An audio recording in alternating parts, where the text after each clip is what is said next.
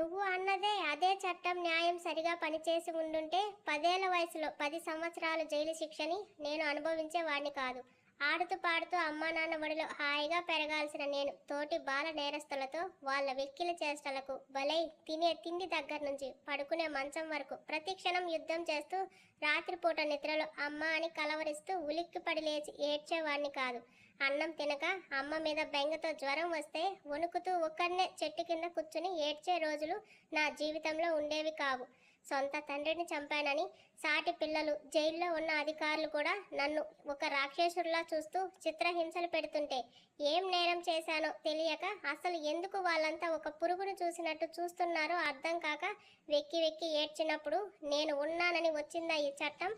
చదువుకుంటే బయటకు వెళ్ళాక బాగా బ్రతికి అమ్మ చెప్పినట్టు గొప్పవాడిని అయ్యి మంచి పేరు తెచ్చుకోవాలని స్కూల్కి వెళ్తే నన్ను ఒక్కడు కూడా పక్కన కూర్చోపెట్టుకోలేదు.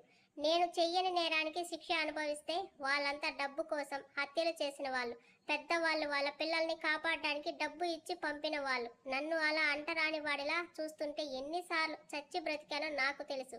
అప్పుడు ఏమైంది ధర్మం, న్యాయం, చట్టం? ఎవరు పుడుతూనే మహాత్ములు అవ్వరు, దొంగలు అవ్వరు. వాళ్ళు ఎలా బ్రతకాలి అనుకున్నా అందుకు విరుద్ధంగా ఉంటున్నారు అంటే కారణం ఈ సొసైటీ, డబ్బుకి అమ్ముడు పోయిన ఈ న్యాయం. అందుకే నాకు ఇవన్నీ అసహ్యం. వీటిని నేను ఫాలో చేయడం కాదు కదా, ఖాతరు కూడా చేయను. ఇవన్నీ నా షూ కింద ఉన్న దుమ్ముతో సమానం. దట్స్ వై ఈరోజు ప్రజలకు ఏదో సాయం చేసి ఉద్ధరిస్తున్నామని చెప్పే ఆ గొప్పోళ్ళంతా నా చీకటి చొక్కా కింద వాళ్ళ డబ్బులు, పరువుని దాచుకున్నారు. నేను చొక్కా విప్పానంటే వాళ్ళకి లైఫ్ లేదు. పైకి కద్దరు పంచులు కట్టి మైకుల ముందు సంఘ సంస్కర్తలుగా చలామణి అయ్యే వాళ్ళకంటే నేను 1000 రెట్లు బెటర్. నేను ఇలాగే ఉంటాను, నాలాగే ఉంటాను, నాకు నచ్చినట్టే ఉంటాను. నన్ను చిత్రహింసలకు గురి చేసి నన్నిలా మార్చిన ఈ సొసైటీ మీద నా పగని, ప్రతీకారాన్ని తీర్చుకుంటూనే ఉంటాను. నా చీకటి సామ్రాజ్యాన్ని నా ఊపిరి ఉన్నంత వరకు ఏక ఆధిపత్యంతో ఏకచక్రం తిప్పుతూ ఎప్పటికీ ఏలుతూనే ఉంటాను. ఎవడు వస్తాడో రమ్మను, నా వెంట్రుక కూడా పీకలేరు అని సిగరెట్ షూ కింద క్రష్ చేసి డోర్ తీసుకుని వెళ్ళిన ఆదిత్య వదిలిన ఊపిరిలోని వేడికి, అతని మాటలకి నిండా చెమటలు పట్టిన యశి బయటకు వచ్చి చూసేసరికి కార్ కాంపౌండ్ దాటి వెళ్ళిపోయింది. అక్కడే ఉన్న బెంచ్ మీద కూలబడిన యశికాకి ఆదిత్య గురించి పూర్తిగా తెలుసుకోవాలి అనిపించింది.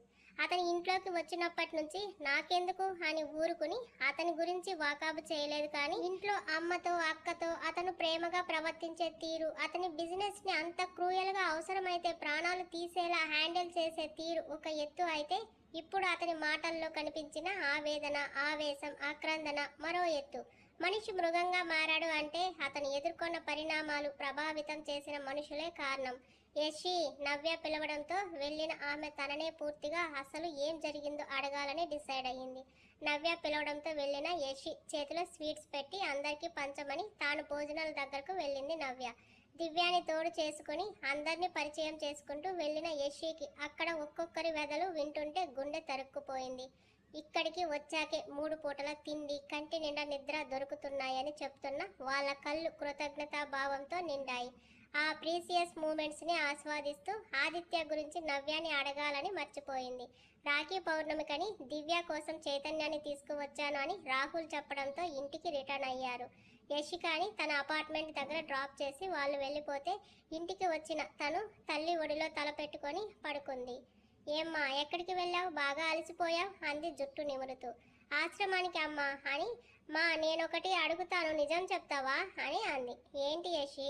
ఒక వ్యక్తి చిన్నప్పుడు చాలా కష్టాలు పడి చెయ్యని తప్పుకు శిక్ష అనుభవించి ఈ సమాజం మీద, లా అండ్ ఆర్డర్ మీద అసహ్యంతో తప్పుదారి పట్టి ప్రాణాలను రిస్క్ చేసే నేరాలు చేస్తున్నారు. అది తప్పని, ప్రాణాలకు ముప్పని తెలిసి మొండిగా ఆ పనిలోనే ఉంటే అది ఎప్పటికైనా డేంజర్ కదా. మరి వాళ్ళని ఎలా మార్చాలి, ఎలా కాపాడాలి? ఇప్పుడు అలా ఎవరు ఉన్నారు అని అడిగారు ఆవిడ. మొన్న ఫోన్లో చూశాను మా, అందుకే అంది. ఆదిత్య గురించి అని చెప్పకుండా. వాళ్ళ మనసులు అనుభవించిన పరిస్థితుల వల్ల బండగా, మొద్దుగా మారిపోయి ఉంటాయి యశి. అలాంటి వారు ఎవరో ఏదో చెప్తే వ్యక్తిత్వం మార్చుకోరు, వాళ్ళకి వాళ్ళుగా మారాలి. అవి కూడా పరిస్థితులే కల్పించాలి. లేదంటే ఎప్పటికీ అలాగే ఉండిపోతారు. టైం బాగుంటే ఓకే, లేదంటే ఏదైనా ప్రమాదం జరిగితే ప్రాణాలు కూడా అంటున్న ఆమె నోరు మూసేసి, వద్దమ్మా అలా అనకు అంది. చచా, నా ఉద్దేశం అది కాదమ్మా. లేదమ్మా, అలాంటి పనులు చేసినా చాలామంది పేదలకు అనాథలకు హెల్ప్ చేస్తున్నారు. అలాంటి ఒక్క పాజిటివ్ సైడ్ ఉందని తెలిసాక అదే దారిలో వాళ్ళు వెళ్తే బాగుంటుందని అడిగాను. అంతే అని నిద్ర వస్తుంది మా, వెళ్ళి పడుకుంటాను అని గదిలోకి వెళ్ళిపోయింది. ఏంటో పిచ్చి పిల్ల, ఎవరికి చిన్న బాధ కలిగినా తనదే అని ఫీల్ అవుతుంది. రూమ్కి వచ్చిన యశిక మొబైల్ ఆన్ చేసింది. అప్పటికే number of missed calls Darshan నుండి ఉండటం చూసి అనవసరంగా ఆదిత్య గురించి అన్నయ్యకు చెప్పానా అనుకుంది. వెంటనే అతనికి కాల్ చేసింది. యశి, ఏమయ్యావు అసలు, ఫోన్ ఎందుకు ఆఫ్ చేశావు అన్నాడు కాస్త సీరియస్గా. మీరు ఫోన్ చేసినప్పుడు అతను నా దగ్గరలోనే ఉన్నారు, అందుకే అంది. ఓ అవునా, సరే కానీ ఈ వీడియో డిలీట్ అయ్యిందని చెప్పావు. ఏంటి, ఎందుకు అయింది? అది సేవ్ చేయబోయి డిలీట్ చేసేసాను.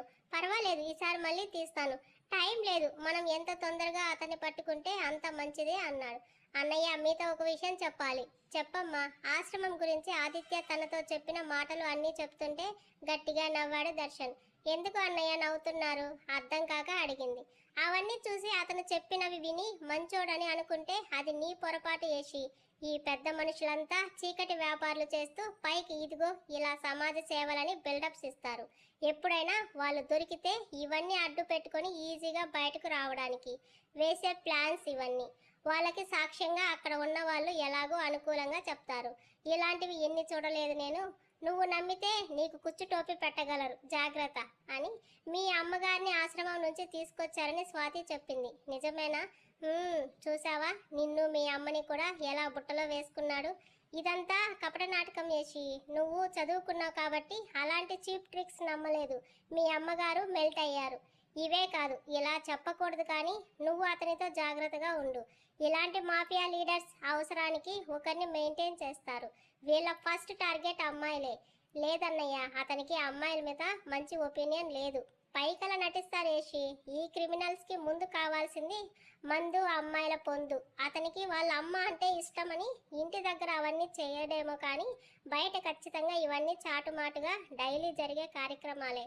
తాటి చెట్టు కింద కూర్చొని పాలు తాగుతున్నా అంటే ఎవరైనా నమ్ముతారా? నిర్దాక్షిణ్యంగా ప్రాణాలు తీసే ఇలాంటి వాడికి అమ్మాయిలు ఒక లెక్క. అతని గురించి నువ్వు పాజిటివ్గా అనుకుంటే పప్పులో కాలేసినట్టే. So be careful Yashi. ఈ కేసు కంటే నాకు నీ క్షేమం ముఖ్యం. ఆడపిల్లవైనా నీ హెల్ప్ తీసుకుంటున్నానని ఇప్పటికే నా మనసు ఒప్పుకోవడం లేదు. కనీసం నిన్ను అక్కడి నుంచి అయినా సేవ్ చేయాలని నా తాపత్రయం. నాకు హెల్ప్ చేయకపోయినా పర్వాలేదు, కానీ నువ్వు మాత్రం ఆ విష వలయంలో చిక్కుకోవద్దని చెప్పి ఫోన్ పెట్టేశాడు. తలంతా పిచ్చి పట్టినట్టు అవుతుంటే అసలు ఏమీ అర్థం కాలేదు తనకి. అప్పుడే లలితమ్మ చెప్పిన మాట గుర్తు వచ్చింది. నవ్య భర్త నగేష్ అని. అంటే నవ్య గారికి ఇది వరకే పెళ్ళయిందా? మరైతే అతన్ని ఎందుకు ఆదిత్య అంత దారుణంగా శిక్షిస్తున్నాడు? తన అక్కని మోసం చేశాడనా? అంతే అయ్యుంటుంది, లేకపోతే అంత దారుణంగా అని మళ్ళీ ఆ రోజు తను చూసింది కళ్ళ ముందు మెదిలేసరికి ఒళ్ళంతా చెమటలు పట్టాయి. ఇప్పుడు తను ఎలాంటి స్టెప్ తీసుకోవాలి ఆలోచనలో పడింది. తర్వాత రోజు ఉదయం యశి ప్యాలెస్కి వెళ్ళేసరికి ఫ్రంట్ హాల్లోనే ఉన్నారు అందరూ, ఆదిత్యతో సహా. చైతన్య, ఆదిత్య చెస్ ఆడుతున్నారు. యశిని చూస్తూ గుడ్ మార్నింగ్ యశి అంటూ వెళ్ళిన నవ్య, వెనకే వచ్చిన దివ్య. యశి, మేము ఆగ్రా వెళ్తున్నాం, మమ్మీ డాడీ మ్యారేజ్ యానివర్సరీకి. నువ్వు కూడా వస్తావా అని అడిగింది. నో దివ్య, నేను రాలేను, మీరు వెళ్ళండి. ఎందుకని? మార్నింగ్ వాష్రూమ్లో లెగ్ స్లిప్ అయ్యి పడ్డాను, పెయిన్గా ఉందని చెప్తుంటే యమునా గారి కంగారుగా వచ్చారు ఇప్పుడు ఎలా ఉందంటూ. అమ్మ బాంబ్ రాసింది మేడం, ఇప్పుడు పర్వాలేదు. పర్వాలేదేంటి? బాంబ్ రాస్తే తగ్గిపోతుందా? హాస్పిటల్కి వెళ్ళి ఎక్స్రే తీయించాక డాక్టర్ చెప్తారు. ఇలా వచ్చి కూర్చో అని తనని కూర్చోబెట్టి శివ వెంటనే డాక్టర్కి కాల్ చేసి రమ్మని చెప్పమని అంటుంటే, అయ్యో అవసరం లేదు మేడం, ఇప్పుడు బాగానే ఉంది, మీరు టెన్షన్ పడకండి. శివ ఏంటి చూస్తున్నావు కానీ అంది. అన్నా మీరు ఆగండి అని, మీరు లీవ్ ఇస్తే 2 days రెస్ట్ తీసుకొని వస్తాను మేడం అది చెప్పి శివ అన్నకి రాఖీ కట్టడామని వచ్చానని బ్యాగ్ నుంచి రాఖీ తీసి శివ చేతికి కట్టింది. నవ్య ఇచ్చిన స్వీట్ శివాకి తినిపించి, మీకు థ్యాంక్స్ చెప్పాలి శివ అన్న, కష్టాల్లో ఉన్న నా ఫ్రెండ్కి జాబ్ వచ్చేలా చేశారు, మీ మేలు ఎప్పటికీ మర్చిపోలేను అనగానే షాక్ అయ్యాడు శివ. నా వల్ల రావడం ఏంటమ్మా, నేను అసలు అన్నతో చెప్పనిదే అన్నాడు అంతే ఆశ్చర్యంతో. ఏంటి చెప్పలేదా, చెప్పకుండా మరేలా అని ఆదిత్యాన్ని చూసింది. ఆరాంగా గేమ్ ఆడుతున్నాడు. అందరూ ఒకరి మొహాలు ఒకరు చూసుకున్నారు. ఎవరు ఏంటని అడిగే ధైర్యం చేయలేకపోయారు. టైం అవుతుందని రాహుల్ చెప్పడంతో యశికాకి జాగ్రత్తలు చెప్పి హాస్పిటల్లో చూపించుకోమని హడావిడిగా వాళ్ళు వెళ్ళిపోతే రాఖీ కట్టినందుకు మనీ ఇస్తూ ఏమైనా కొనుక్కోమన్నాడు శివ. వద్దు అన్న, ఇది అభిమానంతో కట్టింది కానీ బహుమతి ఆశించి కాదు. నేను కూడా చెల్లిగా భావించే ఇస్తున్నా కానుకమ్మ, కాదనకు. ఇన్ని సంవత్సరాల్లో నవ్య తర్వాత నాకు దొరికిన సోదరివి నువ్వు, కాదనకు. మంచి డ్రెస్ ఏదైనా తీసుకోమని 10,000 చేతికి ఇచ్చాడు. యమునా గారు కూడా తీసుకోమని చెప్పడంతో తడి నిండిన కళ్ళతో చూసింది. నవ్య వాళ్ళ వెనుక వెళ్లాల్సిన సెక్యూరిటీని పురమాయించి లోనికి వచ్చిన ఆదిత్య డాక్టర్ వస్తాడు వెళ్ళొద్దని యమునా గారికి చెప్పి శివాతో బయటికి వెళ్ళాడు. అతను చెప్పినట్టే 15 గంటకు వచ్చిన డాక్టర్ యశిని చెక్ చేసి కాళ్ళు కాస్త బెనికింది, కొంచెం రెస్ట్ తీస్తే సరిపోతుంది, ఒకవేళ తగ్గకపోతే ఎక్స్రే తీద్దామని చెప్పి వెళ్ళాడు. ఇప్పుడు ఇంటికి వేయం వెళ్తావులే యశి, అందరూ ఒకేసారి వెళ్ళిపోతే ఇల్లంతా బోసిపోయినట్టు అనిపిస్తుంది. ఆదిత్య సాయంత్రం వరకు రాడు, అప్పటి వరకు ఉండమని చెప్పడంతో సరే అంది యశి. తను ఉన్న గదిలోకి తీసుకెళ్లి పడుకోమంటే పర్లేదు మేడం అంటూ ఇంట్లో ఎవరూ లేరని తెలిసి మీతో కొంచెం మాట్లాడాలి అంది. ఏంటి యశి అన్నారు మందులు వేసుకుని యశి ముందు కూర్చుని. నగేష్ ఎవరు అని అడిగింది సూటిగా. ఒక క్షణం మౌనంగా ఉన్న యమునా గారు చెప్పింది, నవ్య అక్క భర్త అని. ఈసారి యశిక షాకింగ్గా చూసింది. అవును యశి, నవ్య అక్క భవిత అంటే ఆదిత్య వాళ్ళ నాన్నగారి మొదటి భార్య పిల్లలు భవిత నవ్య. అంటే మీరు ఇంకేమని అడగాలో అర్థం కాక ఆగింది. నా గురించి ఎప్పుడు ఎవరికి చెప్పలేదు, ఎందుకంటే చెప్పుకునే అంత గొప్ప చరిత్ర ఏమీ కాదు. అలా అనకండి మేడం. చిన్నగా ఒక నిట్టూర్పు విడిచి, ఆదిత్య నాన్నగారి పేరు అజయ్, ఆయన మొదటి భార్య వసుంధర, వాళ్ళ పిల్లలే భవిత నవ్య. భవిత ముందు ప్రేమించింది రాహుల్ని, కానీ వాళ్ళ పెళ్లి జరగలేదు. అప్పుడే నవ్య వల్ల మేనమామ కొడుకు అయిన నగేష్ని ఇచ్చి తనకి పెళ్లి చేస్తే వాడి దాష్టికంతో అజయ్ని చంపి ఆ నేరం ఆదిత్య మీద మోపి ఏ పాపం తెలియని ఆ పసివాడిని జైలు పాలు చేశాడు అత్త సహకారంతో. తల్లి చేసిన పాపమే భవితని చుట్టుకుందేమో, తనకి పిల్లలు కలగలేదు. ఆ నెపంతో నవ్యాన్ని చెడిచాడు వాడు. ఫలితంగా చైతన్య పుట్టాడు. తన భర్త చేసిన పాపాల్ని పోలీసులకు చెప్పడానికి చూసిన భవితాన్ని నిర్దాక్షిణ్యంగా చంపి నవ్యాన్ని కాపాడటానికి వచ్చిన ఆదిత్యకి వ్యతిరేకంగా సాక్ష్యం చెప్పించాడు.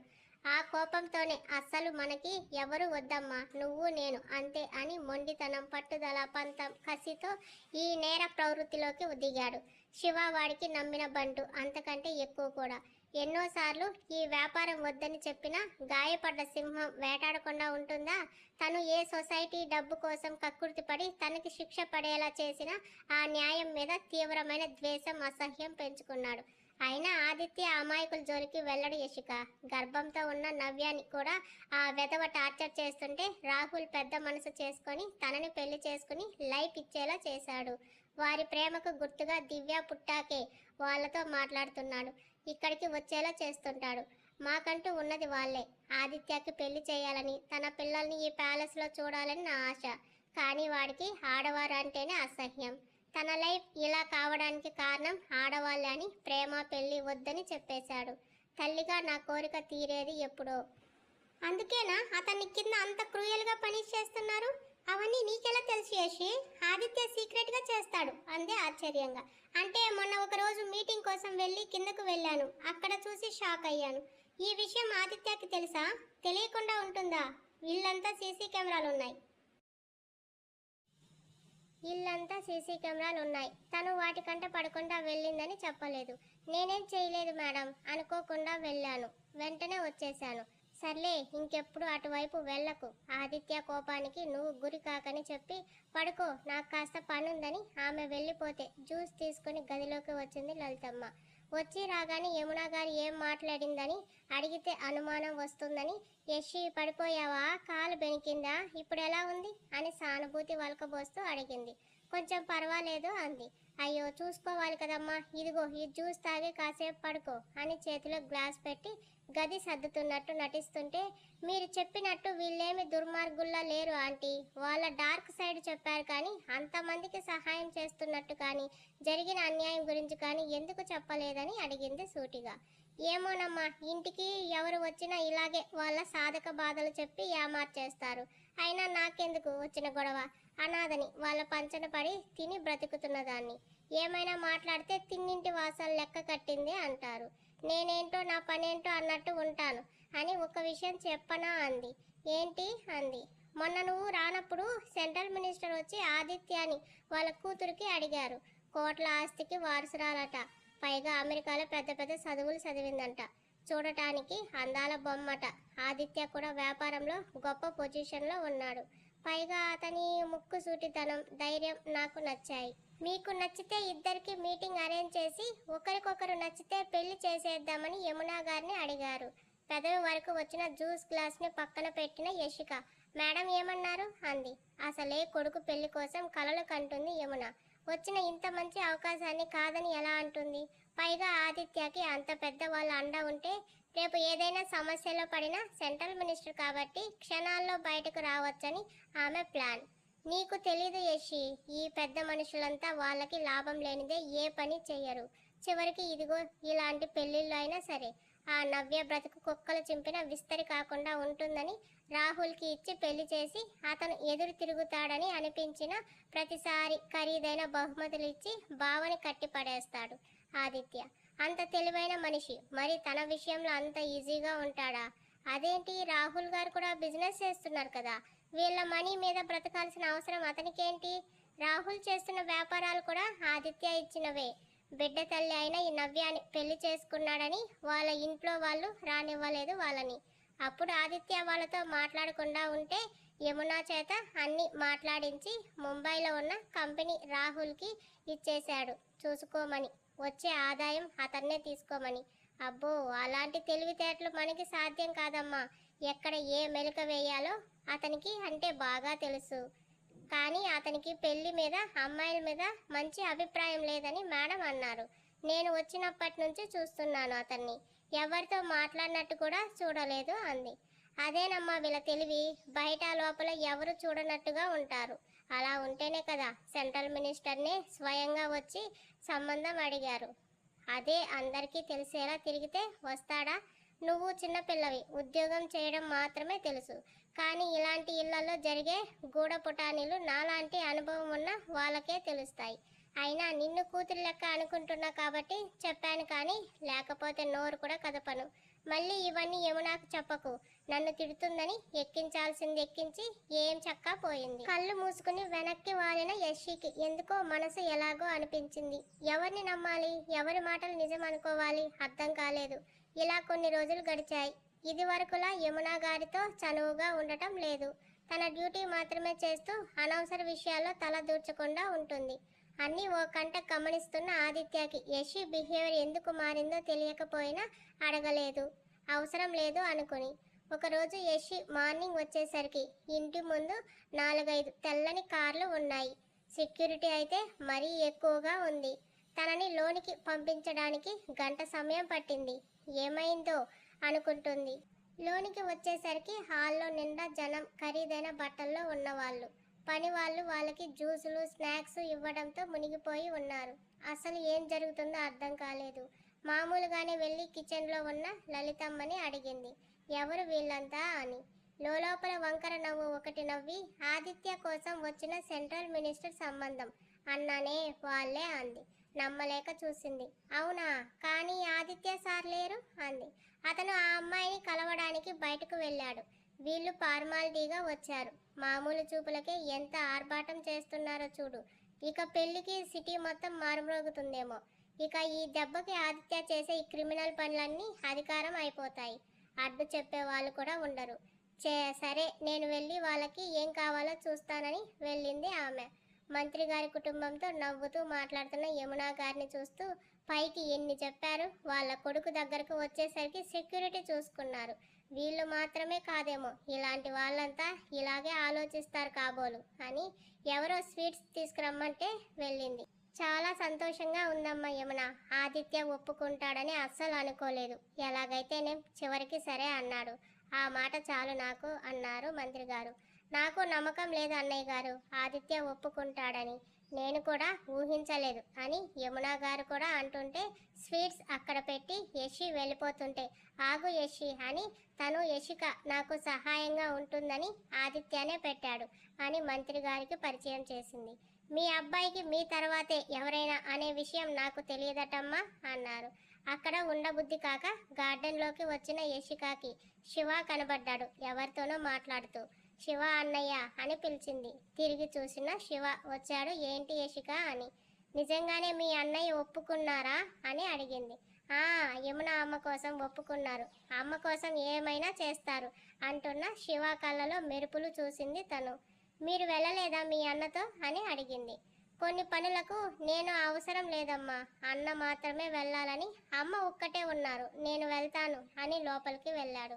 వీళ్ళంతా మేకతోలు కప్పుకున్న పులులు, పైకి ఏం తెలియనట్టు యాక్ట్ చేసి నాలాంటి వాళ్ళని వెర్రి వాళ్ళని చేస్తారు. ఇతనికి మంత్రి అండదండలు ఉంటే ఇక ఆగుతాడా? ఇప్పటికే పెద్ద పెద్ద వాళ్ళతో పరిచయాలు ఉన్నాయని విన్నాను. ఇప్పుడు బంధుత్వం కూడా కలిస్తే ఇక ఆపేది ఎవరు అనుకుంది. 2 రోజుల తర్వాత దర్శన్కి కాల్ చేసి అన్నయ్య నేను చెప్పిన మాటని మధ్యలోనే ఆపేశాను, క్షమించండి అంది. ఏమైంది అన్నాడు. అదే అండర్ గ్రౌండ్లో ఏముందో వీడియో తీసి ఇస్తానని చెప్పాను, కానీ చేయలేకపోయాను కదా. ఎందుకో వాళ్ళకి దూరంగా ఉండటమే మంచిది అనిపించి అందుకే అంటుంటే నీకు తెలియకుండా అక్కడికి నా మనిషిని ఒకరిని పంపించి అన్నీ కలెక్ట్ చేశాను, కానీ అవి అంటూ ఆగిపోయాడు. ఏమైందన్నయ్య అంటుంటే అవన్నీ నేను ఐజీకి సబ్మిట్ చేసే టైంకి అన్నీ అరేంజ్ అయిపోయి ఎంటీ ఫోల్డర్ చూపించింది. వాట్? షాక్ అయింది. అంతేకాదు ఆదిత్య నాకు ఫోన్ చేశాడు అన్నాడు. ఈసారి కరెంట్ షాక్ కొట్టినట్టు అయ్యింది. అంటే నేను మీతో మాట్లాడినట్టు అతనికి తెలుసా అడిగింది వణికే గొంతుతో. తెలుసు. మాటకి యషి కాళ్ళ కింద భూమి కంపించినట్టయింది. తెలిసి కూడా నన్నేమీ అనకుండా ఉన్నాడా? మనసులో ఎక్కడో ఆలోచన. అతనికి నువ్వు చేసే ప్రతి పని తెలుస్తుందని నేను ముందే చెప్పానుగా. పై ఆఫీసర్స్ ముందు చాలా కాన్ఫిడెంట్గా అతని నేరాలను బట్టబయలు చేస్తానని అనుకున్నా. నాకే తెలియకుండా నా సిస్టంలో ఇన్ఫర్మేషన్ మొత్తం అరేంజ్ చేయించాడు. అంటే అతనికి ఏ రేంజ్లో నెట్వర్క్ ఉందో అర్థమయ్యింది. నేను నీ ఫ్రెండ్ భర్తని అన్న కారణంగా చేతనో ఏమో నన్నైతే ఇప్పటి వరకు ఏమీ అనలేదు, ఏం చేయలేదు. ఇప్పుడు కానీ మనం తగ్గకపోతే ఈసారి ప్రాణాలు పోవడం గ్యారంటీ అని మాత్రం అర్థమయ్యింది. అన్నయ్య మీరేనా ఇలా మాట్లాడుతున్నది? నాకు ధైర్యం చెప్పిన మీరు వెనక్కి తగ్గడమా? తగ్గాలి యషి, నేనే కాదు నాలాంటి ఎంతమంది సిన్సియర్ పోలీస్ ఆఫీసర్స్ సొసైటీకి ఏదో చేయాలని తపన కసితోనే ఈ జాబ్లోకి వస్తారు. తీరా వచ్చాక ఇదిగో ఏది చేద్దామన్నా ఇలా అడుగడుక్కు అడ్డంకులు సృష్టించే వాళ్ళు ఉండనే ఉంటారు. నేను భయపడేది నా కోసం, నా ప్రాణం కోసం కాదు, నన్ను నమ్మి వచ్చిన ఆడపిల్ల జీవితం కోసం. స్వాతి రాకముందు ఈ విషయం నాకు తెలిసి ఉంటే ఖచ్చితంగా అతనికి ఎదురు వెళ్ళేవాడిని. ఇప్పుడు ఆ సాహసం చేయలేక చేతగాని వాడిలా నిస్సహాయంగా రాజకీయ నాయకులకు తొత్తులా బ్రతకాలి జీవితాంతం. అన్నయ్య మీరు అలా నీరసించిపోకండి. ఇది కాకపోతే ఇంకో కేసు ఖచ్చితంగా వస్తుంది. మీరేంటి ఈ లోకానికి తెలుస్తుంది. ఆశ లేదు. క్రిమినల్స్కి వెనక రాజకీయ నాయకులు, మా డిపార్ట్మెంట్లోనే పెద్దవాళ్ళు హెల్ప్ చేస్తున్నారు. ఇక నేనే ఎలా పైకి రాగలను? Live it. నువ్వైనా ఇకపై జాగ్రత్తగా ఉండు. అతను అడిగితే ఈ విషయం చెప్పు, లేదంటే నీ పని నువ్వు చేసుకో. అంతకు మించి అతనితో మాట్లాడకు. బాయ్, టేక్ కేర్ అని ఫోన్ పెట్టేశాడు. మినిస్టర్ సంబంధం కూడా ఇందులో ఒక భాగమే. ఇలాంటి వాళ్ళని ఏమని మారుస్తాం అని నిట్టూర్చింది. కాలం ఎవరి కోసం ఆగదు కదా. కొందరి జీవితాల్లో కొత్త రంగులు వస్తే కొందరికి ఒకేలా ఉంటుంది. అలా యషికి రొటీన్గా సాగుతున్న ఆదిత్య ఇంట్లో సరిగా ఉండని కారణంగా యమున గారితో బయటకు ఎక్కువగా వెళ్తూ ఉండటం జరుగుతుంది. ఆమెతో అమృత్సర్ టెంపుల్ కూడా విజిట్ చేసి వచ్చింది. ప్రశాంతమైన లైఫ్ లీడ్ చేస్తుంది అనుకుంటున్న టైంలో తన స్టడీస్ ఫినిష్ చేసుకుని కల్పన వచ్చింది. అమ్మ చెల్లి తన కళ్ళ ముందే ఉండటంతో నిశ్చింతగా ఉంటుంది తను. కల్పన కూడా జాబ్ సర్చింగ్లో పడింది. తనకి ఒక ఫేమస్ కంపెనీలో మంచి శాలరీతో జాబ్ దొరికింది. ఆ శనివారం అందరూ గుడికి వెళ్ళారు. అదే రోజు ధనుష్ తమ పేరెంట్స్తో అదే గుడికి వచ్చాడు. దర్శనమై మండపంలో కూర్చుని ప్రసాదం తింటున్న యషి ధనుష్ని చూసి పరుగున వెళ్ళింది. ధనుష్ నువ్వు ఇక్కడ అంటూ. కానీ కల్పన చెప్తేనే వచ్చానని చెప్పకుండా యషి మీరేంటి ఇక్కడ, అసలు అనుకోలేదు అంటూ తన పేరెంట్స్కి యషికాని కల్పనని వాళ్ళ అమ్మగారిని పరిచయం చేశాడు. లెహంగాలో ఉన్న కల్పన కంటే సింపుల్గా లైట్ గ్రీన్ కుర్తా సెట్లో ఉన్న యషిక వాళ్ళని ఆకర్షించింది. ధనుష్ తను నీ ఫ్రెండునా అని అడిగింది అతని తల్లి. ఆ మమ్మీ అన్నాడు. అమ్మాయి లక్షణంగా ఉంది, లక్ష్మీదేవిలా అంటూ యశిక వాళ్ళతో మాట్లాడి వాళ్ళు హిందూస్ కాదని తెలుసుకున్న ధనుష్ మదర్ అదో రకంగా మొహం పెట్టి అప్పటి వరకు వాళ్ళ దగ్గరగా ఉన్న ఆమె కాస్త దూరంగా జరిగి మీలాంటి వాళ్ళని అసలు గుడిలోకి ఎలా రాణించారు, అసలు ఇక్కడ ఒక విధి విధానం ఏమైనా ఉన్నాయా అని రచ్చ చేసింది. మమ్మీ ప్లీజ్, నీకేమైనా పిచ్చి పట్టిందా, ఎందుకు ఇలా మాట్లాడుతున్నావు? యశి నా ఫ్రెండ్, తనని అలా అవమానిస్తే నేను ఊరుకోను అన్నాడు కోపంగా. వెంటనే ధనుష్ చెంప పగలగొట్టిన ఆమె, ఛీ, ఎవరితో స్నేహం చేయాలో కూడా తెలియదా నీకు? ఇంకెవరు దొరకలేదా ఈ అలగా జనంతో తిరుగుతున్నావు? ఛీ, ఇలాంటి వాళ్ళని గుడి మెట్ల మీద కూడా రానివ్వకూడదు. పుట్టినప్పటి నుంచి హిందువులైనట్టు ఆ కట్టు బొట్టు చూడు, సిగ్గు లేకపోతే సరి. అప్పటి వరకు కోపాన్ని నిగ్రహించుకున్న యశిక బ్లాస్ట్ అవుతూ, ఇంకో మాట మాట్లాడితే పెద్దవారని కూడా చూడను, చేయి చేసుకోవాల్సి వస్తుంది మీ మీద అని కోపంగా చెప్పింది. అప్పటికే అక్కడ గుమికూడిన జనాభా ఏమైందని అడుగుతుంటే యశిక అలా అనేసరికి కోపం బుసలు కొట్టిన ఆమె వాళ్ళేదో తీవ్రవాదులు అయినట్టు, ఏదో ఘోరమైన నేరం చేసినట్టు చెప్పింది. కొందరు ఆమె మాటలు పట్టించుకోకపోయినా ఇలాంటి వాటికి ముందు ఉండే కొందరు సమాజవాదులు యశికాని తిట్టడం మొదలుపెట్టారు. ఆమెనే కాదు, ఇందిరాగారిని కూడా తిడుతుంటే అక్క ఇక్కడ ఉండొద్దు, వెళ్ళిపోతాం పదా అంది కల్పన ఏడుస్తూ. ఏమీ చేయలేని నిస్సహాయుడిగా చూస్తూ ఉండిపోయాడు ధనుష్. ప్లీజ్, గుడిలో ఇలాంటివన్నీ వద్దు, ఇంకోసారి ఇలా జరగకుండా చూసుకుంటామని అక్కడి కమిటీ మెంబర్ ఒకరు గొడవ సర్దుమనిచి వాళ్ళని వెళ్ళిపోమ్మని చెప్పాడు. దేవుడు అందరికీ ఒకటే అని చెప్పే మీ సూక్తులు గోడ మీద రాతగా తప్పితే నిజానికి వర్తించవు కదా సార్ అని ధనుష్ని చూసి అమ్మా పద అని వెళ్ళిపోయింది. కల్పనని తమ పేరెంట్స్కి చూపించి తను ప్రేమించిన విషయం చెప్పాలి అనుకున్నాడు ధనుష్. కానీ ఆమె తల్లికి ఇలాంటి పట్టింపులు ఉన్నాయన్న సంగతి అతను పూర్తిగా మర్చిపోయాడు. కల్పన తనకి దక్కితే చాలు అనుకున్న అతని ఆశలు పేకల మేడల్లా కూలుతూ కళ్ళ ముందు కనపడుతుంటే వెళ్ళిపోతున్న కల్పనని చూస్తూ ఉండిపోయాడు. అమ్మ, మీరు ఇంటికి వెళ్ళండి, నేను మళ్ళీ వస్తాను. ఒక్కదానివే ఎక్కడికి యశి? ఎక్కడికి వెళ్ళనమ్మా, కాస్త మనసు కుదుట పడ్డాక వస్తాను. అయితే నేను వస్తాను యశిక అంది కల్పన. అమ్మ ఒక్కటే ఉంటుంది, నువ్వు వెళ్ళని వాళ్ళని క్యాబ్లో పంపించి నడుస్తూ రోడ్డు సైడ్ ఉన్న పార్కులోకి వెళ్ళింది. ఆమె మాటలనే కాదు, కానీ తను చదువుకున్న రోజుల్లో కూడా ఇలాగే తమ క్లాస్ టీచర్ ఒకరు స్టూడెంట్స్ అందరి ముందు తనని అవమానించడం గుర్తు వచ్చింది. కొందరు మా పండుగ సంక్రాంతి అంటే కొందరు రంజాన్ అంటారు, మరి కొందరు క్రిస్మస్ అంటే యశిక మాత్రం గణేష్ చతుర్థి క్రిస్మస్ అని చెప్పేది. తన ఇంట్లో 2 పండుగలు చేస్తారు. మరి ఆ విషయం తెలిసిన క్లాస్ టీచర్ తనకి ఉన్న మిడిమిడి జ్ఞానంతో యశికాని తక్కువగా వేలాకోలంగా మాట్లాడి బాధ పెట్టడం ఆ చిన్ని వయసులోనే మనసులో ముద్రపడింది. మళ్ళీ ఇన్నాళ్లకు ఆ విషయం గుర్తు వచ్చి ఆ రోజు తనని ఓదార్చిన నాన్న ఇవాళ తన పక్కన లేకపోవడం గుర్తొచ్చి చేతుల్లో మోహం దాచుకుంది. ఎంత ఆపుకుందామన్నా వెక్కిళ్ళు ఆగడం లేదు, కన్నీళ్లతో పాటే వచ్చేస్తున్నాయి వేగంగా.